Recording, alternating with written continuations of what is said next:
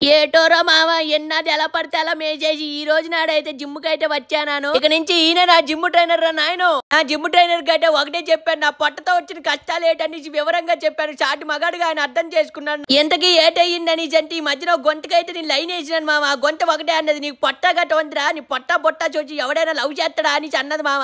Gym లో మన సాటి మగోడైతే ఒకటే అనేసి అన్నాడు మామ. ఈ పొట్ట గిట్ట చూసి ఇవన్నీ తగ్గించాలనేసి అన్నాడు. ఈ రోజుల్లో లావున్నామని విడాకులే తీసుకొని తారు. ఆఫ్టర్ నేను గొంతద్దన్నది ఇది పెద్ద విషయం కాదు, తొందరగా వెయిట్ లాస్ చేయడు, బాగా సెట్ అవ్వచ్చు అని అన్నాడు. దానికోసమని జిమ్ అయితే మొదలెట్టాను. పొట్ట తగ్గాలని కసితో, గొట్టల మీద ఉన్న కసితో పొట్ట తగ్గాలని ఫిక్స్ అయ్యి నేనైతే పుషప్ అయితే మొదలెట్టాను మామ. కాబట్టి నా వల్ల అయితే అవ్వట్లేదు, బాధ అయితే వేసింది. పొట్ట తగ్గించాలనే కసి నా నరాల్లో సాగిపోతుంది మామ. ఎలాగోకలాగా అయితే నేను చేశాను. తర్వాత అయితే చెస్ట్ వర్కౌట్ కూడా మొదలెట్టాను మామ. చివరికి మన సాటి మగోడైన మన ట్రైనర్ అయితే 4-5 వేరియేషన్లు అయితే చెప్పాడు మామ. నేను చేయలేను అన్న ఒత్తి చేయించాడు మామ. చివరికి అయితే నాకు ఎక్కలేని ఒళ్ళు నొప్పులు అయితే ఒట్టుకొచ్చాడు. నిమ్మరసం పిండినట్టే పిండిచాడు మామ. నాకైతే ఒళ్ళు నొప్పులతో అయితే నేనైతే చచ్చి తల్లాడాను. చాన్నాళ్ళ తర్వాత జిమ్ముకు రావడం వల్ల ఎక్కలేని నొప్పులన్నీ నాకే వచ్చాయి మామ. భూమి మీద ఎక్కలేని నొప్పులన్నీ నాకే.